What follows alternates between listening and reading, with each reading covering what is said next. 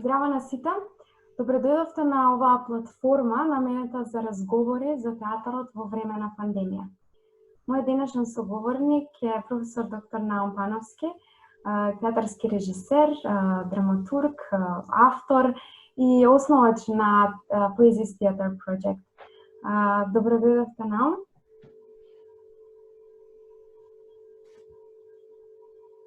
Добар ден, односно добро утро. Добро утро кај вас, да. А кај вас е ден, убав ден. Се надевам. Па се надеваме сите за секој ден дека ќе биде убав, поубав од претходниот. За почеток, каде ве затекна пандемијата? Каде бевте географски? Пред да почнам да одговорам на тоа иницијално прашање, видите како убав софистициран израз, иницијално прашање. Само иронијата е многу битна понекогаш, нели? Прво да ви заблагодарам што ме поканивте да разговараме на овие теми, на разни теми, театарски и нетеатарски, вонтеатарски, паратеатарски и така натаму. И би сакал да го споделам моето, условно речено, не само воодушевување и благодарност и радост, ако сакате, со вас, и од една друга причина, заради тоа што мислам дека ова што го правите со голем ентузијазам и многу ми е драго што сето тоа се случува. А сега ќе ви прочитам неколку стихови од еден многу познат поет, кој што не верувам дека веќе е познат во Македонија.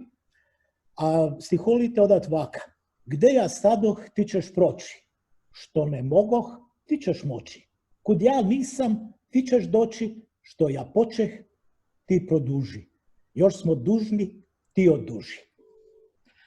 Тоа се стихови од еден поет кој што се вика Јован Јовановиќ Змај, кој што во македонската национална матрица, бидејќи нели србин, не знам како функционира.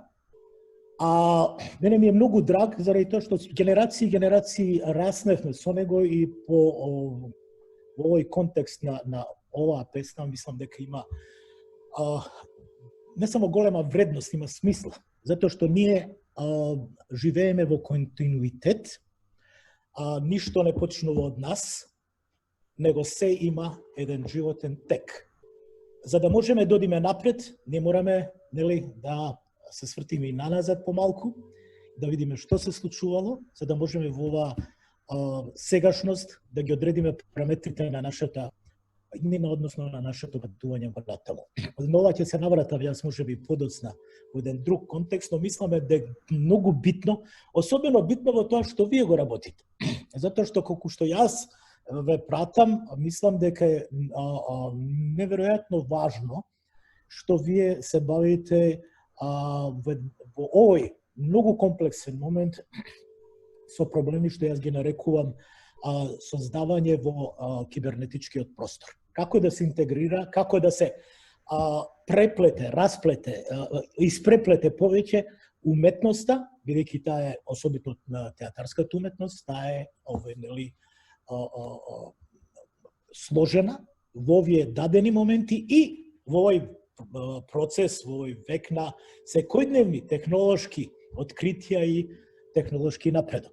Така што затоа ви го прочитав тоа и затоа сум благодарен што всушност таму некаде каде што сум застанал пред една 10 години, дали денеска чувствувам дека веќе има некој чекори понапред. Тоа е за како вовет, како благодарност, како поздрав на младите пријатели кои што веројатно овој ќе ве гледаат. Што се однесува до конкретното прашање до короната, короната ме затече во Њујорк и бидејќи ја како една позната кукавица, сватив колку е саатот и тоа беше негде на почетокот на март. Ги пресметав работите како може да се одвиваат, бидејќи Њујорк е една голема гужва, еден голем простор каде што има многу луѓе. И ја имам таа среќа меѓу другото да живеам во два града, и во Вашингтон и во Њујорк, и нормално дојдов овде каде што е помирно, каде што нема толкава фреквенција на луѓе и каде што можам многу поедноставно да се справам со предизвиците на примитивизмот кој што не сака да носи маски.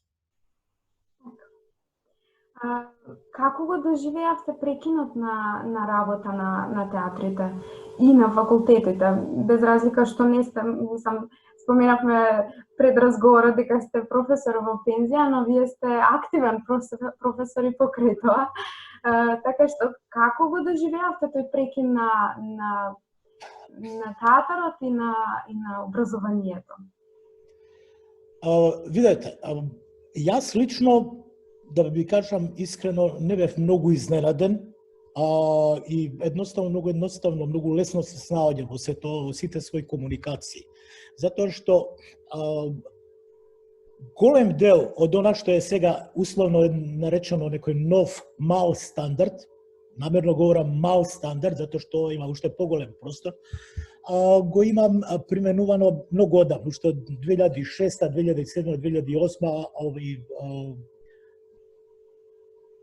имаме експериментирано со настава на далечина, distant learning, што би рекле, во која што се вклучени не само овој директен визуелен момент, него и многу други работи. Така што тоа не ми изненади и покрај тоа што гледам дека во одредени места во светот има изненадување. Да бидам искрен, и овде во Америка, која што е далеку понапред во таа комуникација, во таа отворена комуникација, и тука има отпори, изненадувања, луѓето не се снајдени на некој ова, но мислам дека без разлика на се, ние мораме да ги отвориме нашите умови, да бидеме отворени код можностите што ни ја нуди технологијата, новата технологија, и нормално да ја прифатиме и да ја искористиме. Не да бидеме нејзини робови, него баш напротив, да ја искористиме, да ни служи нас. Ова го говорам затоа што во последно време веројатно и вие гледате, постојат разни теории на заговор, на ова, на она, дека ќе бидеме контролирани и така натаму. Знаете што? Ќе бидеме контролирани до оној момент додека некој тргнеме, како се вели, прекидачот оф. Односно, ќе бидеме контролирани толку многу колку што ние ќе дозволиме да бидеме контролирани. Ако сме несвесни, ако сме невоспитани, необразовани, тогаш може да се случат секакви манипулации кои што се случуваат таму и во вашиот, да го наречам, комшилук или соседство овие 2-3 дена. Тоа значи, прашањето е на свесноста, на отвореноста на умот и на нашата одговорност кон самите себе. И уште една мала работа. Мислам дека нормално овој проблем со образованието, со уметностите и така натаму зависи и од средината во која што сте. Колку што гледам, но не сум сигурен, не можам да судам. Ова говориме на некој начин овде за импресии. Јас не живеам во Скопје, не живеам во Македонија и покрај тоа што многу повеќе знам за Македонија од многу македонци и албанци и други што живеат во Македонија, ми се чини дека постои еден огромен страф од технологијата, постои едно огромно, да го наречам, хипнотизирачко однесување дека технологијата е лоша, дека не можеме да комуницираме и така нема никакви можности да се оди напред и така натаму и така натаму. Со тоа воопшто не се согласувам. Мислам дека е тоа прашање на страф од незнаење, страф од себе и од својата сопствена неспособност. Особито во контекст на она со што ние се бавиме. Мислам дека ова што сега се случува ни дава огромни можности да влеземе и да експериментираме со нови можности, креативни можности и да ги прошириме границите на создавањето. Но тоа е една голема тема. Треба повторно велам, треба да се ослободиме, да го ослободиме стравот во нас, да се образуваме, да знаеме, а не да манипулираме со незнаењето. Така, да, токму тоа се случи и во Македонија, со вонредната ситуација на некој начин сите професии беа префрлени на интернет простора, А образовниот систем и театарот, особено зборувам образовниот систем, зборувам за факултетите за драмски уметности и театарската уметност се и ние како дел од него, значи уметниците и професорите, бевме затекнати во тој сайбер простор, во тој интернет простор. Се соочивме со многу потешкоти за прилагодување на наставата во онлайн предавање, за прилагодување на театарската уметност во тој простор.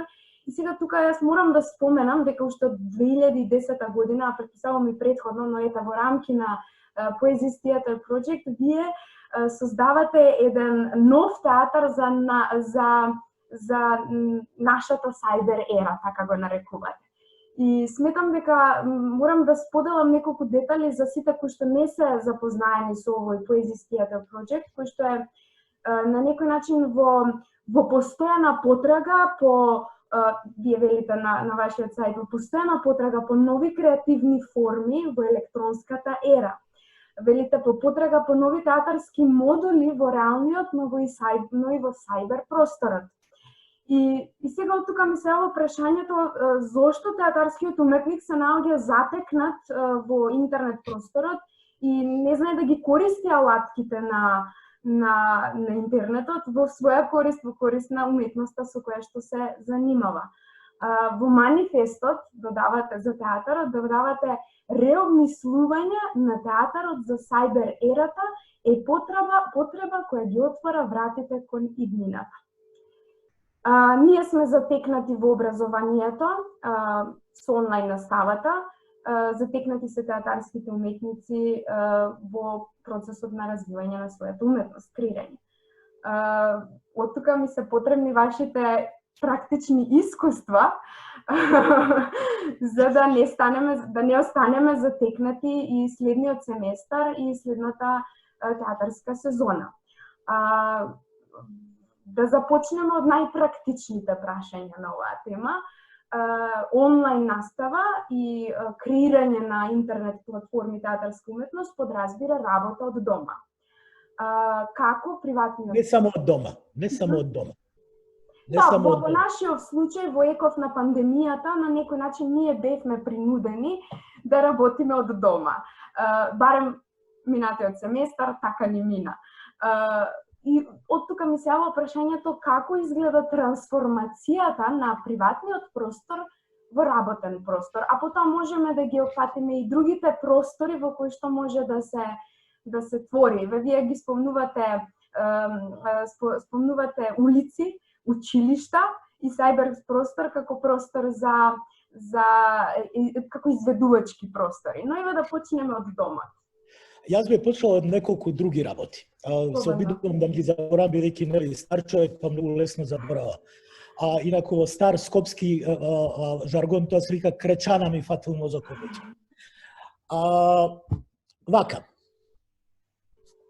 Питер Брук во еден интервју, во еден разговор со повеќе во Охрид, инаку ова го спомнувам заради други работи, заради нашето незнаење и повторно заради некои работи кои што изгледаат нови, а всушност не се. Проблемот сме ние што не знаеме, ми сакаме да учиме. И затоа го спомнувам Питер Брук, и затоа ќе спомнам уште една друга работа, ако се сетам што беше таа работа. Значи, во едно друго време, таму некаде крајот на 80-тите, Питер Брук престојуваше во Скопје, во Македонија месец дена, беше сокриен во Охрид. Тоа беше после првата премиера на Махабхарата во Париз и дојде да се одмори. Затоа заева тројца луѓе. Нада Гешовска, Богомил Ѓузел и јас. И јас и Ѓузел еден ден отидовме да го посетиме таму. Сега да не ви ја кажувам целата приказка, таа е опишана во неколку од моите книги, но битната работа во целиот овој наш разговор е што кога јас го прашав што е авангарда, и он вика, зависи од тоа во кое општество живееш. Она што е денеска авангардна во Америка, тоа не е авангарда во Индија. Она што е авангарда, што беше авангарда пред неколку години во Советскиот сојуз, не е авангарда во Јапан. Она што е авангарда во Индија, не е авангарда во Америка. Ова ви го говорам заради тоа што театарот не живее надвор од општествениот контекст.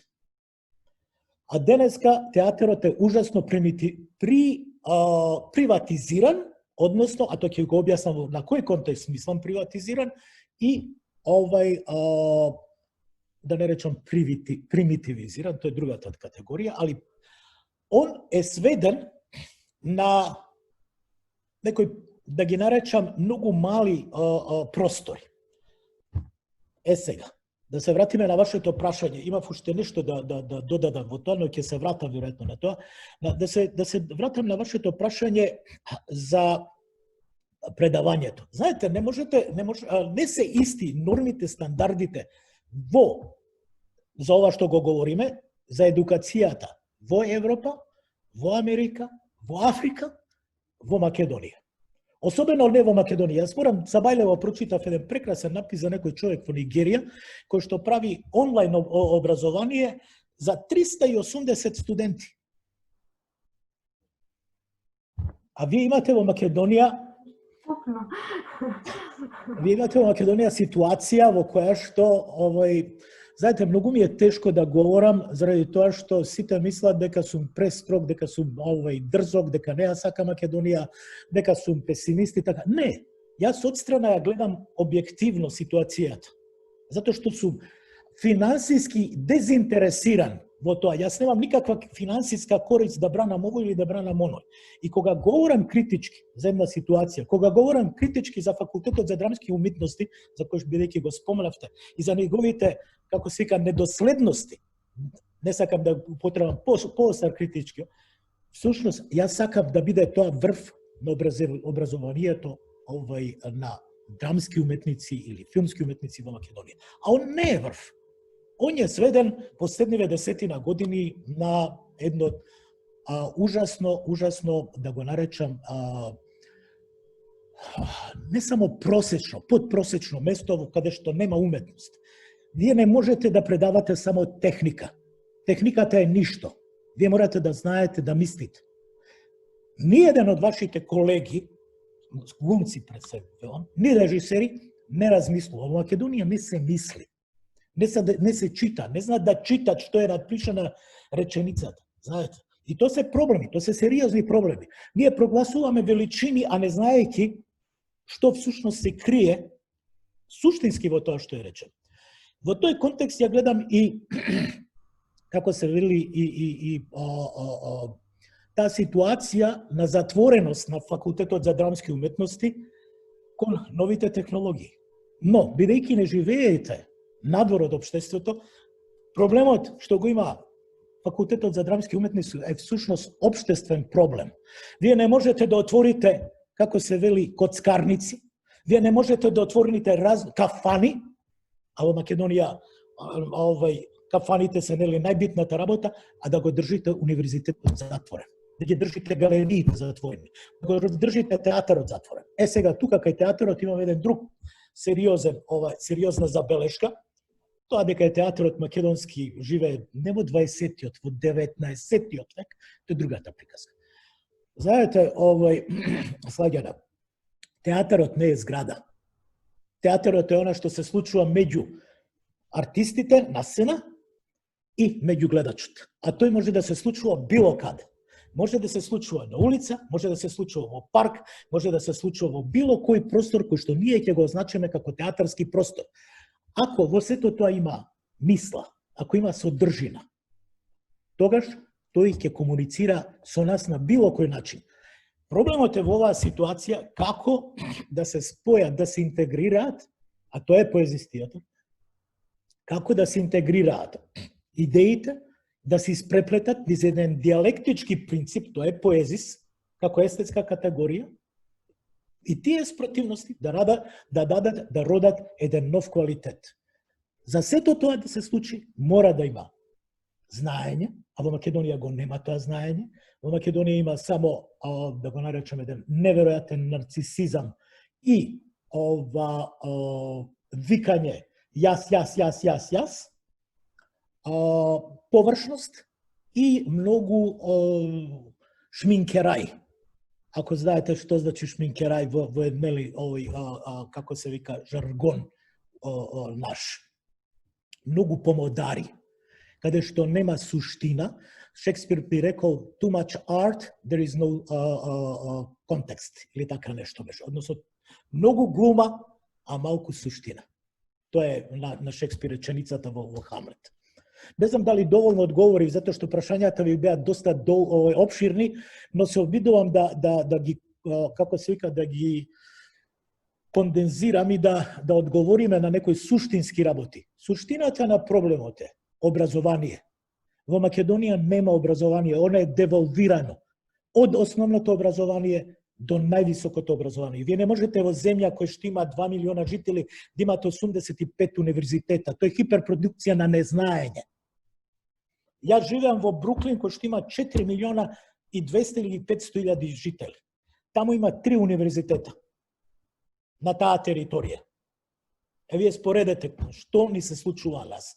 Ние сме една препотентна средина која мисли дека светот се врти околу нас и дека сме најважни на светот, а всушност грабежлива, алчна, нетрпелива, расно нетрпелива исто така. Ние сме огромни расисти, неќеме да го признаеме сето тоа. А се криеме зад некои демократски принципи. Полни со омраза, полни со навреди, со вулгарности.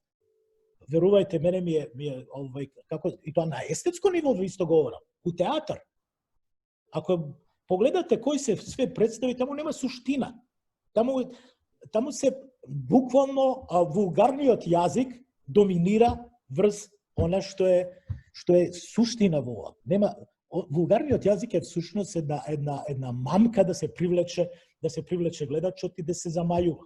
Таму нема бавење или занимавање со сериозни општествени проблеми. Да ви дадам пример. И тука ќе завршиме, може да пројдеме и понатаму. Видете, колку што пратам, во Македонија постои една група на ангажирани феминистки, кои што јас ги нарекувам квази феминистки. А ги нарекувам затоа што нивната борба е борба всушност на самосожалување и плачење за себе, а не за другиот. Тие немаат никаков интерес, никакво сочувство за она што другите жени надвор од нивниот мал снобистички круг го прави.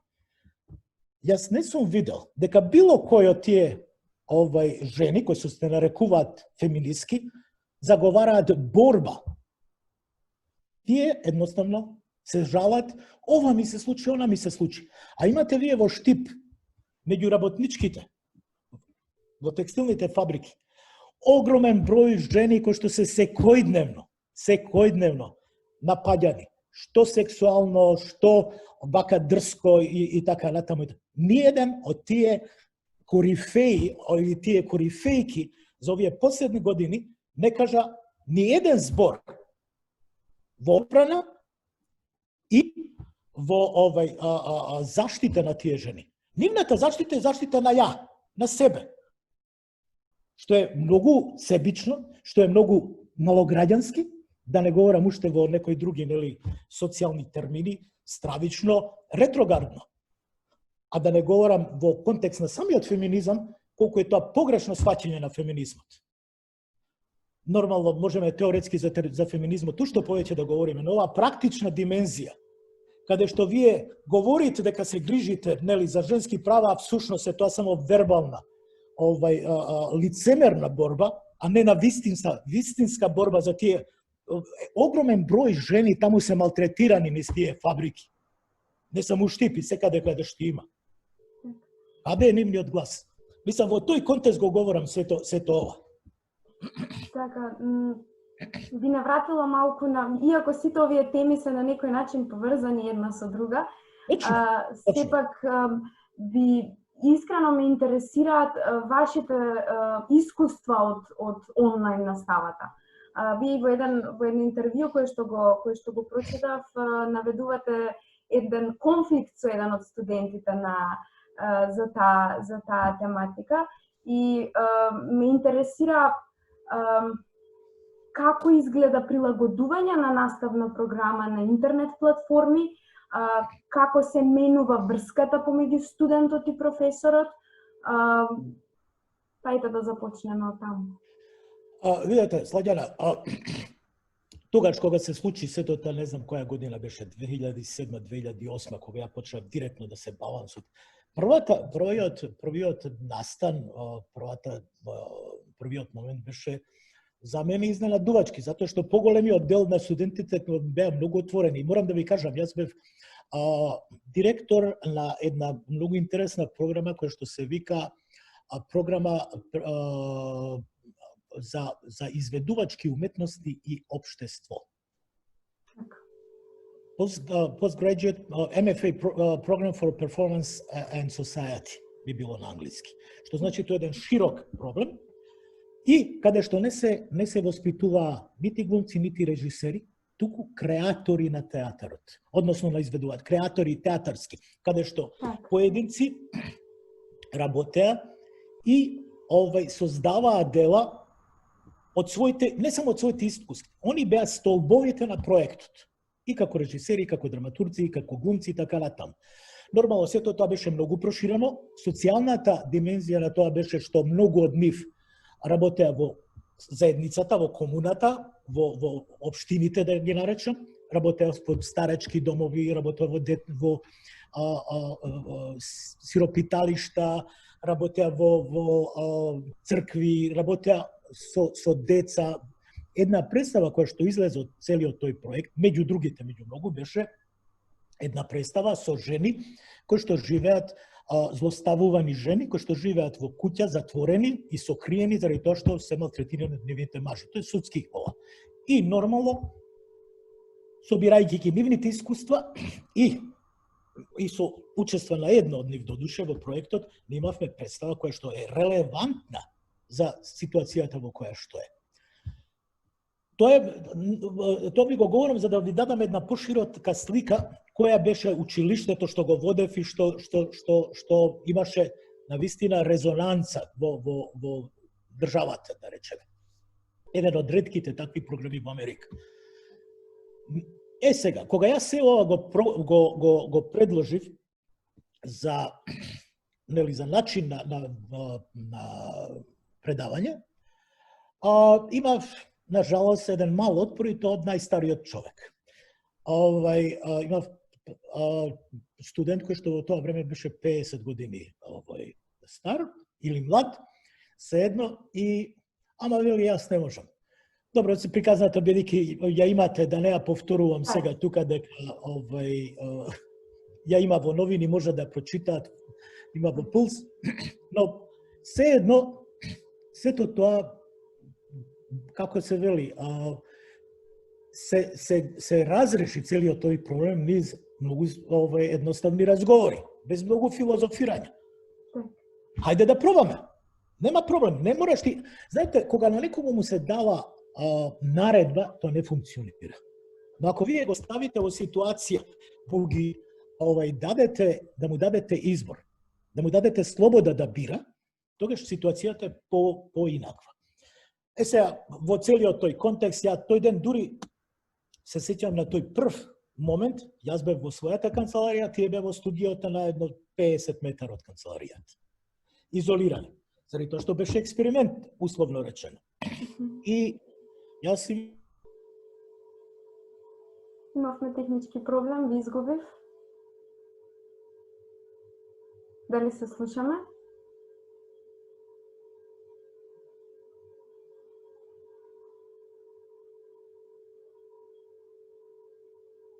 Професора?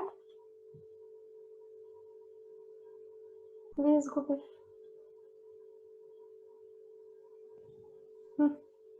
Прекина, но се едно. Прекина, еве сме назад. Значи, тој беше, студентите беа во другата училница, во студиото, каде што имавме нормални проби и подготовки, а јас бев во својата канцеларија. И нормално идејата беше, не мораш ти да учествуваш, седи и гледај. Имаме, ние голем клас, ако не ти се допаѓа, не мораш. Мислам, ова е еден да го наречам, една од моите први лекции што ги научи во Америка во 90-тите, од крајот на 80-тите, каде што во еден момент јас го имав тој отпор кој некој работи. И ми беше речено, па не мораш вика ти да учествуваш, седи и гледај. Ако сакаш, приклучи се. Нема проблем. Така што агресијата секогаш воспоставува еден однос на реакција и на отпор. Нормално беше присутен, не го вклучи никој и потребата нели да биде дел на сето тоа сама го отвори и понатаму едноставно се беше лесно и во понатамошниот дел од семестарот предавањата се случува и нормално по самата училница, самото студио, а морам да ви кажам, имав предавања и од некои други места низ Америка и низ Европа, затоа што во тоа време многу повеќе патував него сека, и така што наставата немаше прекин. Тоа е многу битно, знаете. Да, тоа е. Друга работа е што се ова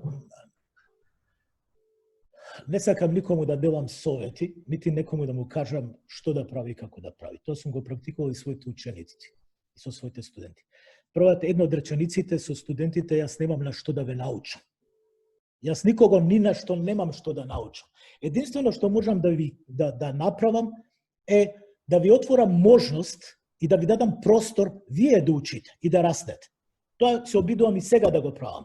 Она што го говорам, можете го фрлите во вода и да правите што сакате. Така што во овој контекст сакам да напоменам една друга мала работа. Не се работи само за исклучиво онлайн едукација кој што имаме. Треба да се најдат комбинација на едното и на другото, да се интегрира сето тоа и нормално да се отворат можностите што технологијата ги прима, ги дава всушност. И како предавање, и како директна комуникација образовна и како креативен елемент, односно tool или како веќе се вика. Како прекинот на работа на театрите влијае на театарската уметност? Не треба да настане прекин, свесни сме, меѓутоа настана конкретно во нашава земја, настана прекин веќе 4-5 месеци. Многу од театрите не работат, ги прекинаа сите театарски проекти кои што беа започнати. Дали се слушаме, ви изгубив повторно? Ова нешто се губи. Не знам дали од кај вас или од кај мене. Не знам, ама сега ве слушам повторно. Добро, ако се губи, јас ќе се префрлам на еден друг, да го наречам Wi-Fi. Добро, договорено. Знаете што, прекинот и кај вас и овде драстичен, затоа што сите театри се затворени. Не се работи дека не изненади сите нефати неподготвени, него се работи за една многу битна работа. А тоа е опасност од ширење на заразата. И во тој момент тоа е приоритет да се спречи, да се како се вика, да се оневозможи. Затоа што никој нема право да го загрозува животот на другиот. А со представите, ако се одвиват, бидејќи гледачите седат еден до друг, нормално доаѓа до многу голема можност за ширење на заразата. Истото тоа е и за актерите на сцената. Тоа е затоа и нормално се случи тоа што се случи. И јас тоа не го земам како изненадување или како нешто лошо, него како предострожност, за да не ни се случат поголеми трагедии. Нажалост, повторно се враќаме на истата тема, на примитивизмот, незнаењето и така натаму. На злоупотребата на човековите права, злоупотребата на слободата и така натаму. Знаете, неверојатно се не само револтирам кога слушам дека на луѓето им се злоупотребуваат правата со тоа што им се бара да носат маски. Извинете. Да. Имавме повторно технички проблем.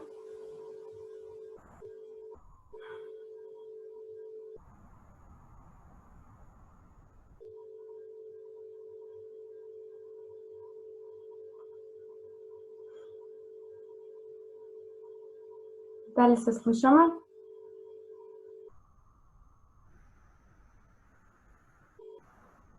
Професоре? Слушате? Сега сте назад, да. Се надевам дека сега сме подобри затоа што го променив. Добро. Не сум на дома. Се едно, да не. Да. Значи, опасноста да ме заразите всушност е толку сериозна со тоа што на тој начин вие ги загрозувате моите човекови права. Слободата, вашата слобода, застанува пред мојот нос. Оној момент, кога ќе го допрете мојот нос, тогаш веќе сте violate, сте злоупотребиле, сте ме повредили. Да, е погрешно разбирањето во тоа што е човеково право. Ви имате ситуација да луѓе се жалат, не можеме да имаме нашите човекови права се како се вели злоупотребени и загрозени заради тоа што не терате да седиме дома. Нарочно не го употребувам македонскиот израз полициски час, кој што е тоталитарен израз од душа, но не терате да седиме дома, ние сакаме да бидеме слободни. Зашто да бидете слободни? Додите во кафана да се опивате, да лумпувате, да не работите. Мислам, безсмислено, една тотално перверзно извртена мисла. И во Македонија и овде, тоа не го исклучува, затоа што такви реднекс, што би се рекло, такви примитивци има и овде. Затоа што всушност тоа е она што е најопасно во оваа ситуација што ја донесе короната, што се отворија сите недостатоци на општеството. Каде што примитизмот, насилството, каде што скриениот фашизам, расизам, нетрпеливост изби. Тоа е, повторно се враќаме на вашето прашање, тоа е прашање на лошо образование, на лоша едукација, на незнаење, на страф од другиот, на немање смисла и немање сочувство со другиот, на себичност, неверојатен егоизам. И затоа ние мораме да се на известен начин да се преиспитаме во целата оваа ситуација. Ние со самото тоа што сме затворени дома, нели? И што вие велите работиме од дома. Да, работиме од дома, но тоа не мора да значи да седиме дома. Постојат паркови, постои друг отворен простор. Комуникацијата преку сателити, преку телефоните со светот е отворена. Не морате да бидете во тој, али морате да бидете заштитени. И во тој контекст да се одвива комуникацијата.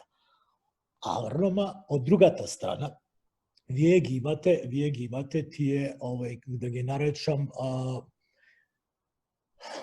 простори со недоволна, простори, да не комплицирам со терминологијата. Имате необразован свет, кој што е на сето тоа ограбен, особено говорам ми во Македонија, да има и овде такви, ограмен, примитивен, каде што е насаскан на другиот и тоа ви ги отвара вратите кон еден нов, тоталитарен, фашистички свет. Тука се проблемите. А ние затоа мораме ова да го искористиме не како некоја бариера, граница меѓу нас. А он е далеко, не можам ја во директен. Тука сме заедно, вие сте во Скопје, јас сум во Вашингтон, ние заедно разговараме веќе час и половина. Таа можност да бидеме, да се собере целиот свет, што ни го дава новата технологија, е невозможна. Да не ви кажам уште еден пример, мислам, пред некој ден имав роден ден, нели, стар човек слави 70 години, и се собраа пријатели од цел свет на Зум. Белград, Загреб, Сиднеј, Лос Анџелес, Њу Јорк, Братислава, буквално од цел свет. Сите бевме заедно. Што пречи? А ние сме, нели, една размазена, особито во Македонија, една размазена, мрзлива средина за која што сите други не се криви. Да, во манифестот велите и не моли за правото да креираш, само најди простор. Влези во сајбер просторот и искажи се себе си. Точно. И тоа баш ме замислува и како уметник. Кое е вашето размислување за онлайн прикажувањето на веќе одиграни представи во живо? Театрите ги отворија архивите, започнаа да ги прикажуваат старите представи, се со цел да го одржат тој контакт со публиката. Знаете што? Јас сум као мало дете. Јас сум многу радосен на такви работи. Нормално да бидете да се бавите со она со што ние се бавиме, морате да бидете малку како се вика, еуфорично радосен како мало дете. Тоа е прекрасна можност. Од милион причини, прво заради тоа што да се повратиме, да навратиме на некои базични работи.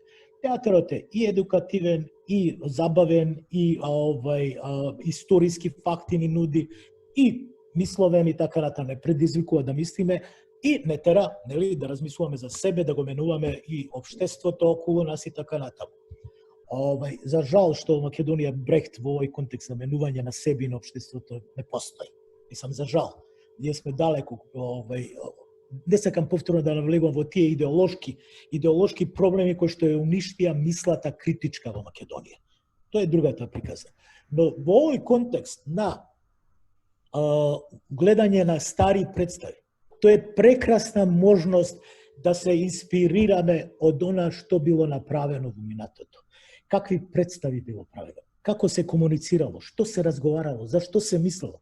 Ние, да молам, вие прашајте ги вашите колеги, ја не сакам да разговарам понатаму, прашајте ги вашите колеги, колку мина однев слушна за Алфред Жари, колку мила однев слушнале за Крег, за Апија, колку мина однив слушнале за Мајкл Чеков, ова нарочно ви го сите ќе го смешаат со Антон Чехов. Тоа е за Мейерхолд, за Брехт, за и така натаму и така натаму. Да не говорам за дамските писатели, да не говорам за Јевреинов, еден друг писател кој што е многу битен во целе. Колку мина слушнале за Ема Голдман, за Луксембург, Роза Луксембург. Мислам, повторно ги враќам овие нели феминистички женски принципи, заради тоа што од друга страна целиот мој живот сум го посветил на тоа да се бавам со женски ликови, со проблематика на репресирани жени. Тоа и Офелија Ленски, истата представа. Да, тоа е всушност интересен проект, особено од комбинацијата на сајбер просторот и реалниот простор. Можеме и за тоа да поразговараме, за тие конекции со разни актери од светот. Може, ќе се навратам на тоа, само да го завршам ова за архивските материјали. Видете, повторно се враќаме на една друга многу битна тема. Што е театарот? Театарот е едно многу динамично место,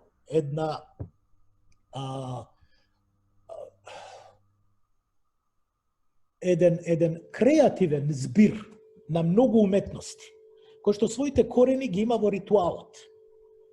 Од тој ритуал, првобитен ритуал, се развиени сите други дисциплини. И медицината, и како се вика, и политиката, и правото, и така натаму, и така натаму. Во првобитните ритуали се случува нешто што е страшно битно, а тоа е шаманот, кој што е оригинатор, произведувач на тој шаманистички ритуал, во својот шаманистички транс оди во минатото, во подземјето, да разговара со старците кои што биле мудреци, кои што ги нема. Зашто да разговара? Затоа што реалниот живот околу нив е во тој момент во една неверојатна дискрапанција, он е заболен, постои болест во општеството. За да се најде лек за таа болест, вие морате да појдете. Шаманот поаѓа во подземниот свет и бара совет од мудрите старци. Во својот транс, враќајќи се назад, во сега и овде местото на театарскиот чин, тој нуди опција, тој нуди хилинг, тој нуди, како се вика, процес на излекување на општеството. Каде и како треба да се упати? Он дава да се упати општеството понатаму. Он ги дава смерниците кои ни днират. Во тој контекст, овие представи за кои што вие ги говорите, јас ги гледам во тој контекст. За да ние имаме театар кој што е релевантен, за да имаме уметност која што е релевантна, ние мораме да знаеме што се случило а не што се случило пред нас. Ние не можеме да одиме, тоа и со историјата, тоа и со државата. Вие не можете да градите држава која негирате своето сопствено минато. Без разлика дали е тоа добро или грдо. Ние мораме да учиме од минатото. Ниедно општество кое што нема минато, нема ни иднина. Ниеден театар кој што не се базира на минатото, нема никаква иднина. Во тој контекст, овие сите представи кои што се прикажуваат, јас ги доживувам со огромна радост и се обидувам, од друга страна, да направам компарација како сум ги гледал тогаш, како ги гледам денес. Некои од нив се далеку порелевантни од 99% представи што денеска се направени. Да. Наспроти овие онлайн прикажувања на веќе одиграни представи во живо, во изминатиот период се подготвија... Се извинувам што ве прекинувам. Да се вратам на Офелија Landscape. Да, јас сакав и да ја поврзам со следново прашање. Во изминатиот период, особено поради тој полициски час и тоа што сите за општото здравје и добро на сите бевме приморани да бидеме дома, се создадоа проекти кои што се нарекуваат интернет перформанс, онлайн театар, интернет театар, виртуелни представи. Во нашава земја се создадоа тој и таа интернет перформанс од режија на Дејан Дамјановски. Се создаде виртуелната представа во режија на Нела Витошевиќ, Илузии. Во светот се создадоа бројни други проекти. Како ги доживувате овие проекти?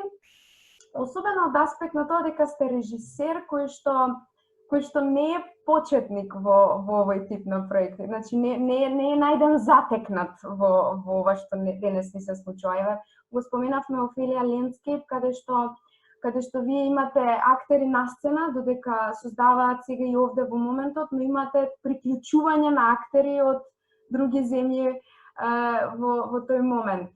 Ги гледаме на големо платно. Јас не сум имала прилика да ја погледнам таа представа во живо. Успеав да погледнам неколку инсерти на вашиот вебсайт и баш тоа и ме интересира како ги доживувате овие проекти, но и од позиција на гледач сега, со оглед на тоа околностите како наметнуваат да се создава, вие како режисер кој што не бил принуден да создава, а сепак создавал на тој начин. Па вака, прво неколку збора за Офелија, па ќе се надоврзам и на новиве представи кои што ги сметам за исклучително добри, како се вика, иницијални точки, поидовни точки. Но понатаму ќе говориме повеќе за нив. Видете, Офелија проект Офелија Landscape е резултат на едно, да го наречам, незадоволство од стереотипите во театарот, кој што во последниве години се изгубија и еден облик за повторно будење на духот на американскиот театар од 60-тите години. Тоа е многу битна работа за која што повторно во Македонија никој ништо не знае. Осим неколку матури луѓе како ја и така натаму, колеги наши. Она што е битно со Офелија е тоа што таа во однос на она што е формат. Контекстот, односно содржината е друга работа. Формата во тој момент ми се чинеше еден чекор понапред, затоа што ја верувам во технологијата. Ја верувам во можностите на технологијата и сакав да си поиграм и како принцип, а и како нова креативна можност, до каде може да се иде. Оригиналната идеја беше далеку многу поголема, но знаете, на жалост театарот во ново време многу зависи и од крупниот капитал. Зашто велам од крупниот капитал? Затоа што за да направите голема представа, морате да имате многу пари. А за да имате многу пари, многу често сте во ситуација да бидете корумпиран. Сега, овој го говорам од аспект на еден друг мој драг човек и пријател и другар и професор пред се, Ричард Шекнер, кој што има речено една гениална работа во овој контекст, а се однесува на Боб Вилсон, кој што е неверојатен мајстор во однос на тоа да добие пари. Ричард има речено, ако не бидете свесни за општествените промени, и ако не учествувате во општествените промени, ако не ги генерирате, тогаш ќе завршите како домашно милениче на богатите. А тоа е Боб Вилсон. Тоа е многу битна една димензија, знаете. Сега, јас Боб Вилсон може да го сакам естетски и така натаму, но вие не можете да направите представа како Боб Вилсон ако не бидете сервилен. И јас на Боб Вилсон му замерам што дојде во Македонија да прими награда од најкорумпираните македонски театарски личности како што е Јордан Плевнеш. А го говорам со име и презиме. Плевнеш може да ми се љути колку сака.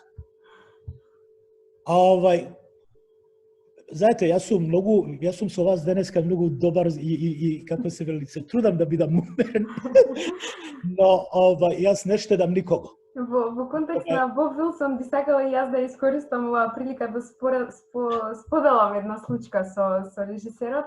Тој гостуваше во Истанбул со опера за 3 гроша на проект и ние бевме во публиката, се мислам, едва и собрав пари за да си ја дозволам представата, бидејќи беше во Зорлу центарот, кој што тогаш ни 1000 денари за студент за карта, а во последниот ред од сцената беше навистина голема штедња.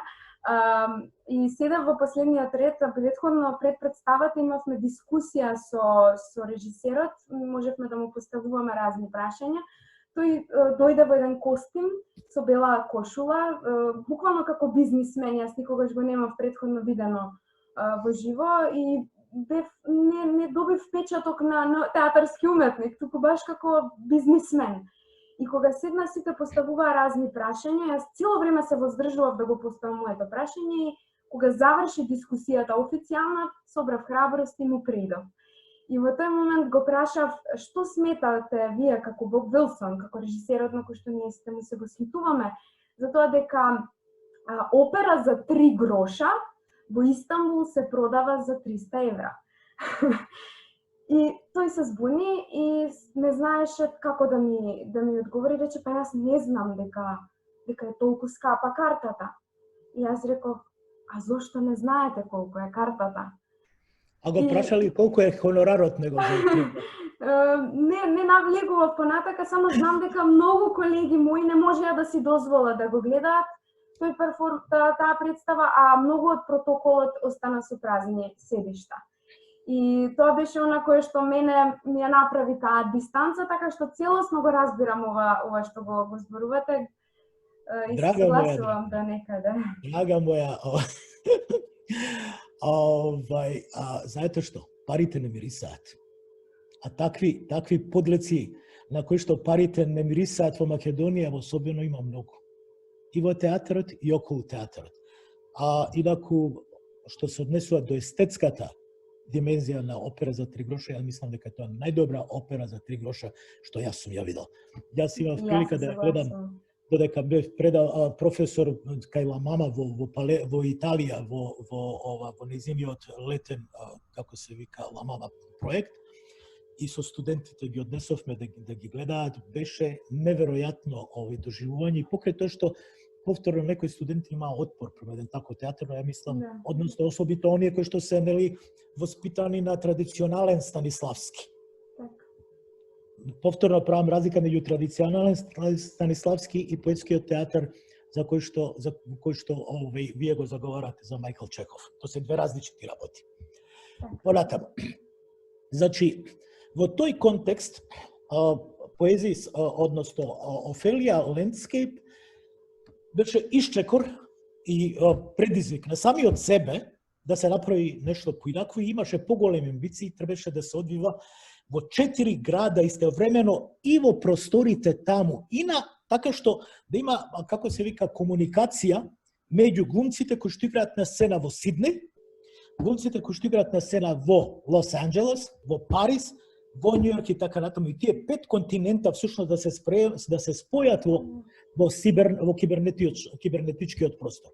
Нажалост, ние не можевме тоа да го направиме на толку голема, on such a big scale, како вели, на толку големо ниво, финансиски, и ова е доста скапа представа, меѓу другото, но го направивме толку колку што можевме. И јас сум многу среќен што во таа представа и Мира Фурлан, што е таму, како се вика, Ина Гогалова, што е Вилијам Надилам особито, кој што е фантастичен актер, и сите други кои што беа во представата, кои што играат. Така што тој тој формален, односно естетски, стилски елемент на представата. Што се однесува до содржината, која што е многу битна, тоа е една друга поголема приказка, дел од сите тие текстови и начинот нормално во самата представа, тоа е примената на методот на покрет и движење, кој што ја го имам, како се вика, добиено од Џо Чајкин, кога работев со него 70-тите години. Во представата се користени и автентични материјали, кои што во таа снимка кој што вие ја гледате, ми се чини ги нема, од девојките кои што играат во представата и како е посегнато по нив сексуално. И тие од представата, од сцената, од просторот за играње, влагаат меѓу гледачите, им говорат нив, им кажуваат ова ми се случи. И тогаш он дојде, стави раката на моето колено, па полека тргна со раката кон моето меѓуножје. И нормално имате, психолошки паузи, имате ова и публиката, тоа беше тајац, неверојатна сцена. Сите во еден исти момент на различити делови на публиката говорат лични искази. Тоа се само делови, во таа во целиот тој контекст на приказни, односно целиот тој контекст на континуираната репресија на жената низ историјата. Офелија како метафора на жена и другата работа, Офелија која што се бунтува и се бори. Ако приметивте таму, Хамлет е веќе, како се вика, Хамлет е веќе истрошен. И затоа ги променуваат улогите. Офелија ја зема улогата на Хамлет. Нас денеска во ова време ни треба нов Хамлет. И тој нов Хамлет има лице, ум, тело, разум, моќ на една жена. Толку за таа идеја која стара веќе 10 години, меѓу другото, но се уште вреди. Што се однесува до овие 2-3 проекти кои што ги спомнавте, многу ми е драго што тие се направени. Драга ми иницијативата, драг ми е немирниот дух, но од друга страна, жал ми е што сето тоа останува повторно на ниво на еден ефтин граѓански концепт, приватен театар, кој ме се не тича, што би рекле во Србија. Воопшто не ме боли лакат, што би се рекло, или не ме гајле дали нивната врска била солидна или несолидна, дали она патела или он пател, дали она имала афера со неговиот друг, тоа е безсмислено. Тоа е приватен театар. Тоа е на ниво на контекст. Тоа е нешто што припаѓа на кафе озборување во било кој кафич во Круг или во Деус. Тоа за мене не е театар. Естетскиот момент е релативно окей заради самиот обид да се искористи сето тоа. Јас го поздравувам сето тоа, но би сакал како се викаше режисерката? Мела Витошевиќ, зборува за илузија, така. Да, Мела Витошевиќ би сакал да седне малце и поиќе да чита и поиќе да се бави со себе и со своето его. И да научат малку поиќе и да излезат од своите, како се вика, умислени, од своето мислено, од мислењето за своето големо мислење. Ако ме разбирате што сакам да кажам. Им треба и искуство, и знаење на театар, и општествен ангажман. Театарот не е за нив, театарот е за другиот, а они се бават со себе. До оној момент додека се бават со себе, да припаѓа на еден граѓански концепт, продукт на едно експлоататорско општество кој што е познато под името капитализам. Додека они не ја променат таа свест и не бидат искрени со себе, нема да имаме театар. Они може да режираат и во било кој театар, може да ги фалат, публиката може да паѓа у несвест. Знаете, публиката е многу една, како се вика, несигурна категорија. Но, суштините остануваат. Во времето порано имате, ќе ви дадам еден друг пример. Имате една писателка која што се вика Мирјана Јанковиќ, која што пред војната била читана уздуш и поправи. Или обичен кич, мало граѓански. Сега повторно е како писателка во мода, затоа што се јавуваат такви трендови на срцепарајучи, романтични, изгубени љубави. Слушајте, луѓе умираат од вирусов. Имате ли представа за вирусов? Имате ли представа за дискрапанциите, за злоупотребата на власта, на маските, за корупцијата? Има ли таква представа? Има ли представа за злоупотребата на професорите, на студентите? Кога велам за корупцијата во однос на добивање дипломи. Има ли представа во Македонија за луѓето кои што умираат како социјални случаи? Има ли представа за корупцијата на власта? И така натаму. Има ли представа за коцкарниците како места на зло, општествено зло и злоупотреба на старите и изнемоштени кои што одат таму да се коцкат затоа што мислат дека ќе бидат збогатени, а всушност се ограбени до крај? Има ли такви представи во Македонија? Баш ме брига дали некого боли, му е како се вика, пати заради тоа што љубовта на женската, тоа се пубертетски приказ. Ве молам, извинете што се вака жесток. Слободно. Ова е платформа за сите размислувања. Која е улогата, значењето, функцијата, местото на театарот во Македонија? Во Македонија, па, слушајте, мислам дека делумно одговорив преска кога говорев за ритуалот. Во Македонија мислам дека театарот е мртов. Само би сакала тука да додадам во овие услови. И во овие услови, ама и пред овие услови. Да. Затоа што е парадоксално. Парадоксално е што пред неколку години, додека беше Љубиша Ѓоргиевски жив, на една конференција во Прилеп на фестивалот, рече една таква ноторна будалаштина што ја не можев да поверувам. Во коментарот за некоја представа, таа представа ми се чини дека беше работена од негов студент, почна да ги напаѓа, почна да го напаѓа режисерот, почна да напаѓа академија, а Љубиша Ѓоргиевски беше 30 години професор на таа академија.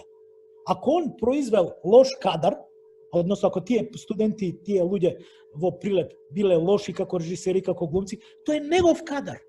Тоа е безсмислено, безсрамно, дрско и невоспитано да се префрлат вината на другиот и да не се земе сопствена одговорност за тоа што е направено. Се враќам на суштината на прашањето. Театарот во овие услови во Македонија. Театарот и пред тоа беше лош, а сега го нема никаде. Заради тоа што театарот не му е потребен на општеството во Македонија му е потребен клакерски клуб. Знаете што се клакери, нели? Оние кои што лепо е нарачка што ова, тоа е во Шекспирово време, кои што плескаат на одредени места, тоа се клакери. На Македонија се потребни само клакери. И тие клакери се диригирани во една група на луѓе во највисокиот државен врв и на едната и на другата страна, без разлика кој е на власт. И штом ги фалите, вие ќе добиете и представа, ќе добиете и филм, ќе добиете и книга, ќе добиете се што сакате. Само бидете клакер. Не е битно што ќе направите. Местото на уметноста, на стварањето во Македонија, на книжевноста, на музиката, на било што е креативно, е избришано, не постои. Тие работи не се потребни на Македонија. И затоа сме таму каде што сме, во ситуација да немаме условно реален хоризонт на надеж дека нешто ќе се промени. Ние сме сведени на една дивјачка ситуација во која што нема идеали, нема идеи. Каде што секојдневната прагма, борбата за пари, алчност доминира во нашите меѓусебни односи. Во таква ситуација немате уметност. Другата работа што повторно се навраќам на она што го рековме на почеток. Луѓето не знаат да читат, се мешаат култура и уметност. Културата е еден општ, да го наречам општа ситуација на заеднички вредности и го формуваат она што се нарекува култура. Тоа е една работа, а уметноста е креативен чин и процес на поединци или групи луѓе кои што создаваат нешто. И кога ти ги мешаш културата и уметноста, ги ставаш во една каша, нешто не е вред. Тоа значи дека ти немаш аналитичка моќ да ги диференцираш тие работи и со помош на уметноста да создадеш култура, односно да создадеш ситуација, простор на заеднички вистински вредности. Во Македонија нема заеднички вистински хумани вредности, хуманистички вредности, заради тоа што е све сведено на гола борба за власт. Во таква ситуација, во такво грдо општество, уметноста е избришана. Жал ми е што ова го говорам. Многу мина ќе ме оптужат за песимизам, за не знам што, но да не ви говорам, ја можам и со примери да ви говорам, дека всушност единствената вистинска вредност е вредноста на среброто и за колку сребрењаци ќе се продадеме. Ништо повеќе. Жал ми е, вие сте млади, но светото станува на вас. Сладјана, вие морате да го менувате, тој е ваш свет, јас сум уворен. Затоа, где ја стадох, ти продужи. Ја не случајно го почнав разговорот со таја реплика. Јас се обидувам цел свој живот да создадам таа ситуација на континуирана борба. Револуцијата трае. Она никогаш не е завршена. Борбата за слобода, борбата за демократија, тоа се секојдневни процеси. Не можеме да говориме за како се вели, за многу работи, ако не имаме тоталитарна свест у главата. Јас извинувам многу, вас лично ви се извинувам за моите вака остри согледувања и така натаму, но тоа е вистина. Не, ова е место, мислам, го замислувам овој серијал на разговори како една платформа на која што секој ќе ги каже своите размислувања, така што нема никаков проблем. Јас сум се плашал и пред тоа да ги кажам. Да. Видете да ви кажам, еден пример. Се пример. чини дека и треба веќе да се ослободиме од тој терет на тоа што ќе кажат другите, да се бираат зборови по однос на другите, така што мене ми се допаѓа вашиот начин на изразување, без разлика дали останатите ќе го критикуваат или јас додека ве слушам, некој можеби не се согласувам со се, меѓутоа она што е важно и особено сега е сите да кажеме што имаме да кажеме. Не сите искази имаат иста вредност, и тоа да знаете. Дефинитивно се согласувам. Затоа што имате таму овој луѓе кои што ќе ви кажат се што сакате да чуете. Некои од тие луѓе кажувале вчера едно, денеска кажуваат друго.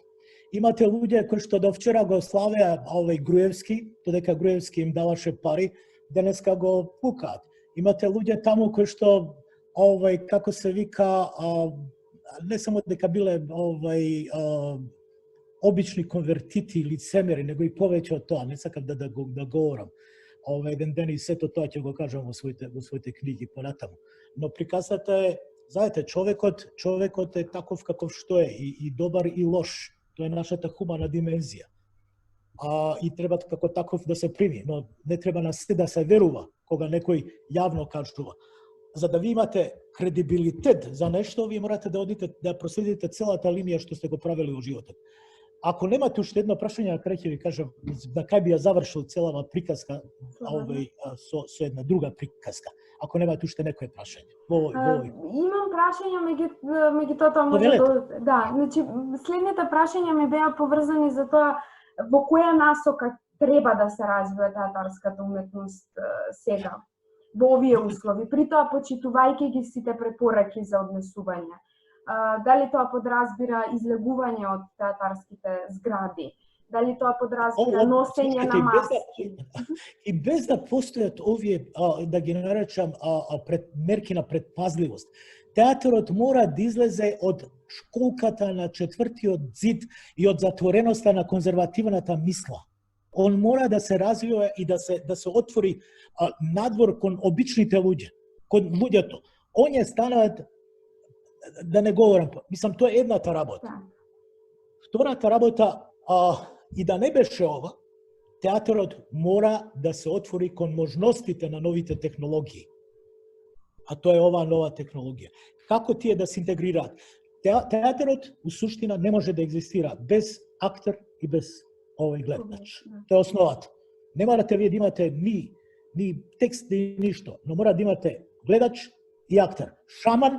Шаман и она што е друго. Затоа што во актерот се во првобитниот актер се синтетизирани актер, глумец, режисер, писател, доктор, судија и така натаму. Тој првобитен, архетипичен креатор. Во тој контекст, без разлика дали вие ќе бидете во соба доле приватно или ќе бидете надвор на улица, воопшто не е битно. Битно е да вие воспоставите релевантен, како се вика, релевантна комуникација со другиот, да се фокусирате на другиот, а не на себе, затоа што другиот е упрашање, не вие. Вие екзистирате и се препознавате преку другиот, а не преку својот нарцисоиден исказ за тоа дека ме боли лактот, да не говорам други работи. Да не го цитирам Лордан Зафрановиќ, што тој увели за тоа. И така натаму.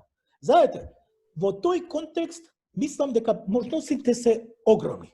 Без разлика дали ова ќе протрае малце подолга, веројатно ќе потрае или не, ние мораме да се вратиме прво на себе, да се преиспитаме што сме и кои сме како луѓе. Како совесни луѓе. Која е нашата совест? Зашто работиме? Дали, што би рекол сега Станиславски, дали ја имаме уметноста во себе или си го бараме местото каде може да го сместиме нашиот задник во уметноста? Малце вака посовремено, нели, со изразиве во контекст на времето. Тоа е целата приказна во која што живееме. Нормално, ние мораме да бидеме, како се вика, владатели, собственици на нашата судбина и ние да го креираме светот, а не светот да не креира нас. А ние дозволивме да не креираат, да не пресоздаваат. Ние дозволивме на инженерите на на човековата душа да не пресоздаваат и да не премодулираат на милион начини. Контекст и во креативниот начин. Не знам дали сум јасен со своји метафори, да не договорам на едно приземно секојдневно ниво. Би ве прашала и меѓутоа сметам дека и досега и одговоривме, како би действувале во екот на оваа пандемија уметниците од минатото кои што ве инспирирале и влијаеле во вашиот развој како театарски уметник, како професор, како... Па видите,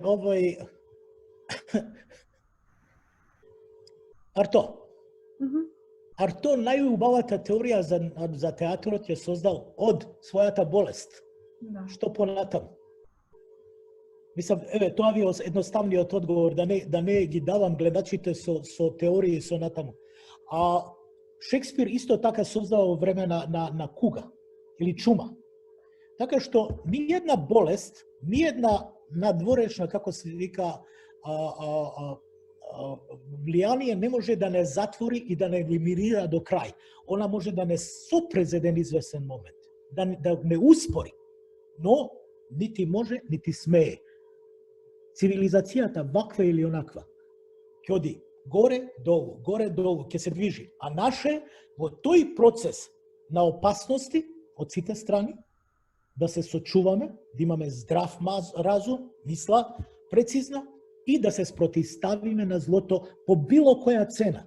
Ова што ја го говорам денеска вака оштро, јас не го говорам од вчера. Јас го говорам од 68 наоваму. Од моите студентски денови во Белград, преку, да не речам, постарите, некои од моите колеги го знаат сето тоа, преку моите директни критички разговори, да не речам судири, со највисоките представници на Централниот комитет на СКМ 80-тите години, преку моето одење надвор од Македонија и така натаму и така натаму. Знаете, за да се борите за својата идеја и за своето верување, морате да верувате во сето тоа и да бидете спремни да добиете по задникот. Тоа значи да ги сносите консеквенциите. Животот, што би рекол Пастернак, не е цветно поле по кој што ќе се пројде. Он е многу непредвидлив, но треба да се биде истраен и да се оди понатаму. Тоа беше последното прашање до вас и ве молам да се искажете. Во истиот тој контекст, се вратиме на 70 или 71 година. Белград. Студии. Време на многу сериозни партиски битки и расправи околу либерализмот, околу, како се вика, Хрватско пролече, околу милион работи во тогашна Југославија и една од најголемите битки се биеше околу два филма. Мистерија на организмот на Душан Макавеев и Пластичен Исус на Лазар Стојановиќ. Нормално, ние како академска заедница и како партиски комитет на Академија бевме страшно нападнати заради невнимателно, заради реакционерство и така натаму. Имаме партиски состанок на кој што доаѓа делегат од градскиот комитет, една прекрасна, убава дама, жена, која што исто така изазовна, предизвикувачка, нели? И оштар, многу позната по оштар и дрзок јазик на партискиот состанок наш да ни одржи лекција. И не испокара, бербат не направи лево и десно. И се сеќавам како и денес, мислам, ја кажувам приказка затоа што се работи за една девојка, една голема глумица, која што изгледа многу кревко и меко, но онаа снага во тој момент покажа која е нејзината. Она беше втора година студии тогаш. Се викаше, Боже мој, како ја заборавив, стар човек. Гордана Косановиќ. Гоца. Или стара да говори во одбрана на факултетот и во одбрана на своите колеги и во одбрана на се тоа што се случува. Ова е делегатов од градски комитет и се раздра и се развика, а професорот, еден од најинтересните професори по сценарио во тоа време, Радко Ѓуровиќ, ја отслуша, вика, а је ли другарице Машич, јел могу ја нешто да речем? Изволите, и се зема ја витка тоа, цигарата шкија, полека, баш овака. Знаете, другарице Машич, јас сам, каже другарице Машич, у животу, јас сам овде, каже, цијели свој живот био на академија професор, знам ову дјецу. А јас сам у животу ишо овако право. Мој животни пут ишо увијек право. А живот партија е кривудал. Ишо овако. Овако ишо, криво, лево, десно. Дже се ја и партија наđemo, другарице Машич, ја у партија. А дже нисмо, ја избачиван из партија. Немојте ми грдит дјецу. Ово су добра дјеца. Следете го својот глас. Следете се себе без разлика на консеквенците што можете да ги сносите. Ти го заокружила уште еднаш со вашиот манифест, ова не моли за правото да креираш, само најди простор, влези во сајбер просторот и искажи се себе си. Ви благодарам уште еднаш, професоре. Благодарам многу, Сладјана, и драго ми е што разговаравме, драго ми е што ме подвладивте. Благодарам. Се надевам дека вашите размисли ќе бидат прекор, но и мотивација. Не верувам. Јас сум песимист. Но се така да биде така. Јас верувам дека многу колеги ќе се согласат со мене. Благодарам многу. Сакувам пријатен ден. Пријатно и на вас.